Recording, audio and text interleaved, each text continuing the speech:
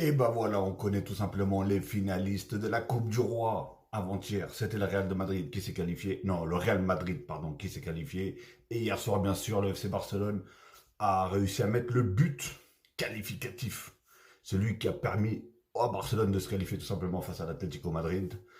But de Ferran Torres, hein. D'ailleurs, je tenais vraiment à m'excuser pour tous les propos que j'ai eus. Il y a eu un temps, moi je pense que beaucoup étaient du même avis que moi, hein, sur Ferran Torres, hein. Moi je le trouvais tellement nul, je me disais qu'est-ce qu'il fout au FC Barcelone. Et depuis un moment, je sais pas ce qu'il a eu, je sais pas le déclic qu'il a eu, j'ai l'impression de voir, enfin, j'ai l'impression de voir le même truc que Dembélé, quoi. Il cadrait pas une balle et aujourd'hui il est meilleur buteur européen, je crois, un truc comme ça. Donc, et Ferran Torres, c'est pareil, il est tout le temps remplaçant. À chaque fois qu'il rentre, il marque. Franchement, c'est incroyable. Aujourd'hui, il marque le match, le but de la qualification avec une passe. Une passe. Un tel délice de Lamine Yamal. Mais, et Lamine Yamal, d'ailleurs, parlons-en aussi. Première mi-temps, il fait un match. Surtout la première mi-temps, incroyable. Non, lui, il veut des problèmes. Il veut des problèmes avec les pères de famille. C'est pas possible. Calme-toi, Lamine. Calme-toi, tu fais valser tout le monde. Vous voyez, c'est là où est-ce qu'on s'aperçoit que les stats, bon, forcément, ça permet de pas mal de choses. Mais aujourd'hui, voilà, il fait une passe D, il n'a pas marqué, mais quel match incroyable. Il a toujours apporté du danger. À chaque fois qu'il touchait le ballon, il y avait quelque chose qui se passait derrière. Incroyable. Franchement, parlons aussi de Jules Koundé, qui nous fait un match. Oh là là. Mais que dire? Que dire? Franchement, le match de Jules Koundé.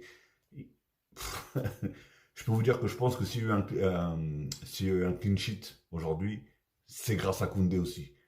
Parce qu'il a été incroyable sur son côté aussi. Franchement, c'était fou.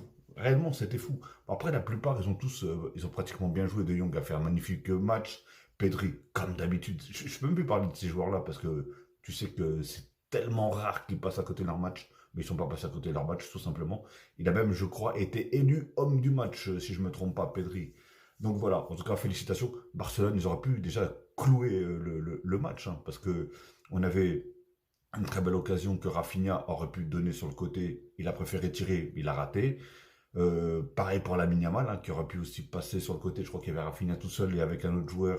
Et pareil, il a voulu tirer, il a raté, ou ça a été dévié, etc. Enfin bref, en tout cas voilà, Barcelone rejoint le Real Madrid, un classico tout simplement pour la finale de Coupe du Roi, hein. Mais j'espère que ça va être un beau match, tout simplement.